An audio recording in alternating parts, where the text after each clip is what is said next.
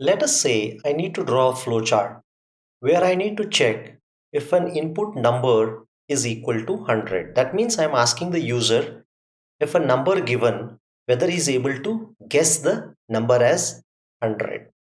So what I need to do here is I cannot simply write a sequence of steps because somewhere I need to do a decision or make a check if the input number happens to be 100.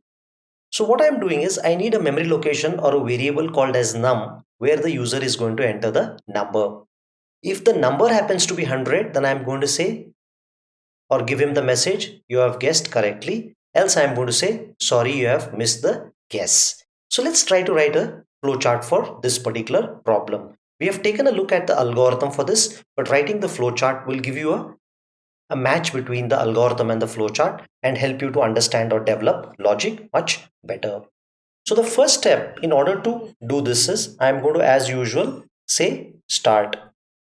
Now once I say start, what is the next step? I need to read a number from the user. So I am going to say read number.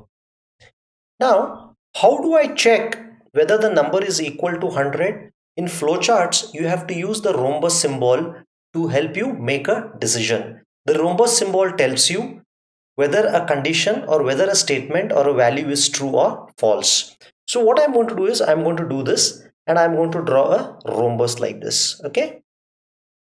So I'm going to draw a rhombus. Not the greatest of drawing, but it will help you understand the concept. Now I can ask the question, is number equal to 100? Okay. Now there are two possibilities. It can be true or it can be false. Okay. Either number can be equal to 100 or it cannot be equal to 100. It can never be both. So what I'm doing is once I ask the user to enter a number, I'm asking him the question, is number equal to 100? If he has guessed correctly, then I'm going to print this message. Print. Let me say, I say good guess. All right. I say good guess and I close here. Okay. This should not be left hanging. I'll show you how to change this hanging stuff. Then what I can do is I can say print sorry.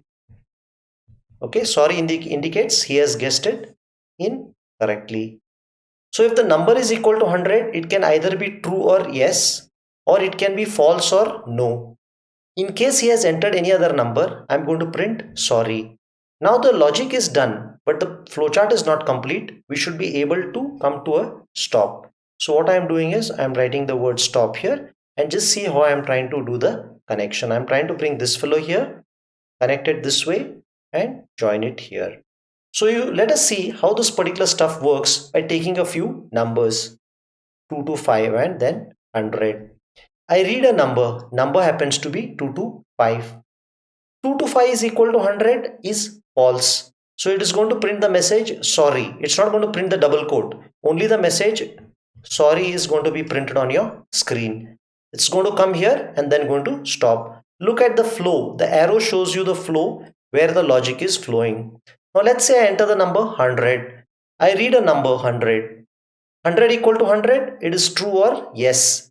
Then I say good guess will be printed. So the output good guess is going to be printed and I'm going to stop. A few things you need to understand here. In order to do a decision, you need a rhombus. A rhombus is going to have only one entry point and two exits. It cannot have three exits because a statement can either be true or false. It cannot be true, false and something else. That is why this is one exit point. This is the second exit point. So I hope you have understood how you can find out if a given input number is equal to 100 and I'm going to print the corresponding message.